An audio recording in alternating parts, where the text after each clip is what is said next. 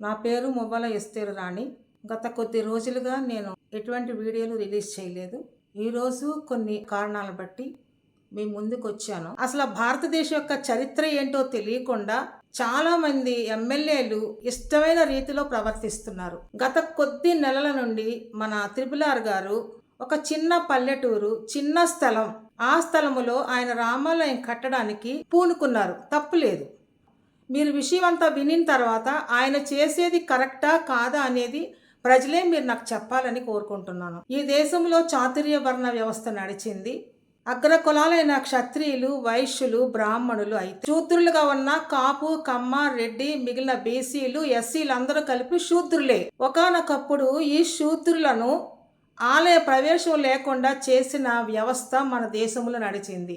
అటువంటి సమయంలో doctor BR Ambedkar శూద్రులకు మాకు ఆలయ ప్రవేశం లేనప్పుడు మనుధర్మశాస్త్రం మాకెందుకని నడిబొట్టున తగలబెట్టిన రోజున శూద్రులకు ఆలయ ప్రవేశం కల్పించింది మాత్రము డాక్టర్ బిఆర్ అంబేద్కర్ అనే విషయాన్ని ఇప్పుడు పోరాటం చేస్తున్న మా యొక్క సోదరులు వినాలని కోరుకుంటున్నాను. దళితులే ఈ దేశ వారసులు, దళితులే కాస్తులన్నీ ఆక్రమించుకున్నారు.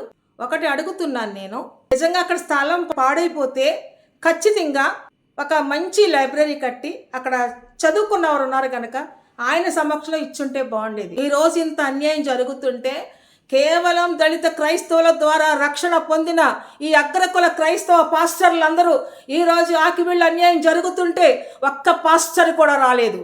యేసు ప్రభు పేరుతో మీరు లక్షలు సంపాదించుకుంటారు. ఈరోజు క్రైస్తవులుగా పిలువబడుతున్న వారు ఏమీ లేకుండా అయిపోయారు.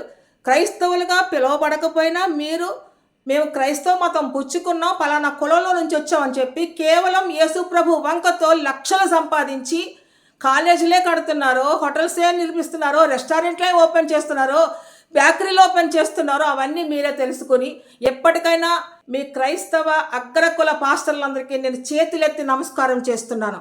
ఎప్పటికైనా బయటకు రండి. ఎస్సీలు మతం తీసుకుంటే కనుక వాళ్ళకేమో ఎస్సీ హోదా కూడా రద్దు చేసేస్తారంట. దయచేసి ఇప్పటికైనా ఈ బిగ్ టీవీ ఇప్పుడు చాలా దారుణంగా వార్తలు ఇస్తుంది. నేను న్యూస్ ఇస్తుంటే తీసుకోవద్దని ఇన్స్ట్రక్షన్ ఇచ్చారు. బిగ్ టీవీ అతను న్యూస్ తీసుకోకుండా వెళ్ళిపోయాడు. అంటే వీళ్ళు కూడా కొంతమంది అమ్ముడుపోయి దళిత జాతులను ఏడిపిస్తున్నారు. ఇది ఎక్కడితో ఆగదు. శూద్రులందరూ కూడా కలిపి ఒక రాజ్యాధికార దిశకి వెళ్ళాలని కోరుకుంటున్నాను.